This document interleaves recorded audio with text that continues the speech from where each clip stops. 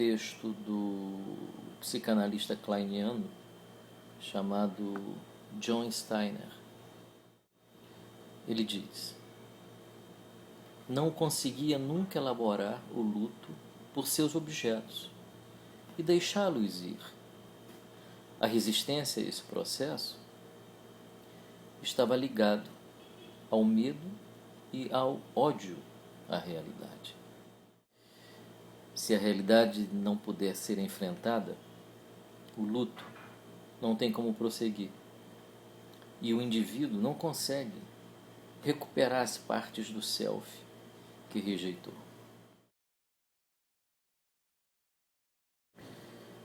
Primeiro nós vamos tentar compreender a frase: a resistência a esse processo, ao processo de deixar os objetos partirem, está ligado ao medo e ao ódio à realidade.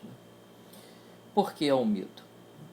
Porque na medida em que eu aceito a impermanência dos objetos e percebo esses objetos como objetos que têm autonomia, que têm individualidade e que têm vontade própria, portanto, podem ser objetos que não queiram mais estar aqui, ao meu lado, por exemplo.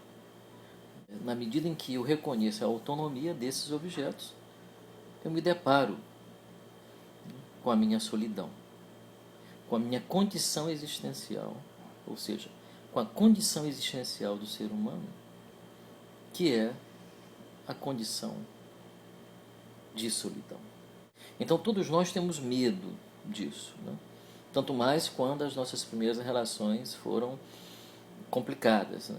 Nomeadamente a relação com a mãe no nascimento, né? E há um ódio em perceber isso também, há um medo de perceber essa condição básica e há um ódio desta realidade, de perceber que esta é efetivamente a nossa condição. Ora, se isso não puder ser enfrentado, o luto não tem como prosseguir, obviamente, né? Porque o luto decorre da percepção desta realidade, né? De que o objeto tem autonomia, né? De que o objeto não está disponível de maneira incondicional, né? Para realizar o meu desejo, na verdade, para aplacar a angústia de perceber a solidão. Ora, o luto é um trabalho que a mente faz de reconhecimento da autonomia do objeto. Se isso não puder ser feito, isto é, se o luto não puder prosseguir, então o indivíduo não consegue recuperar as partes do self que ele rejeitou. Mas que partes do self são essas que ele rejeitou? Essas que nós estamos nomeando, né? O medo. Não consegue recuperar, né, a percepção do próprio medo. Por isso se fusiona o objeto. O objeto então funciona como um objeto sedativo, um objeto anestésico. Ele anestesia a percepção do real, da solidão, que é uma condição existencial única no ser humano, né? E radical de todo ser humano.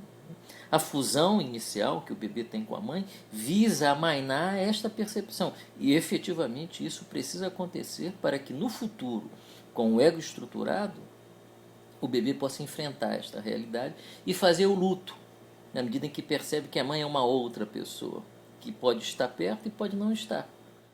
Ora, se essa realidade então não puder ser enfrentada, o luto não continua. O indivíduo continua, na verdade, a produzir defesas, a se comportar de forma defensiva em relação ao luto, através de comportamentos maníacos, né? Através de comportamentos de reparação que visam, né, manter o objeto por perto e em fusão para que o indivíduo possa sentir-se protegido, né, e anestesiado da percepção do seu próprio real. Essa frase do Steiner ela é muito importante, né? E ela é bem concisa porque mostra esse processo interno difícil de ser realizado, que é o processo do luto, né? Ora, aceitar a realidade assim como ela é, aceitar as coisas assim como elas são, esse é o ponto de partida para o desenvolvimento psíquico, para a formação da consciência. A consciência ela é formada a partir desta capacidade, maior ou menor, que o indivíduo tem de suportar o luto para recuperar as partes do self que foram rejeitadas, porque eram partes do self que causavam sofrimento, que causavam dor emocional. Então, normalmente, o indivíduo passa por um período de sofrimento para integrar essas partes que antes foram rejeitadas. Essa é a base do desenvolvimento emocional.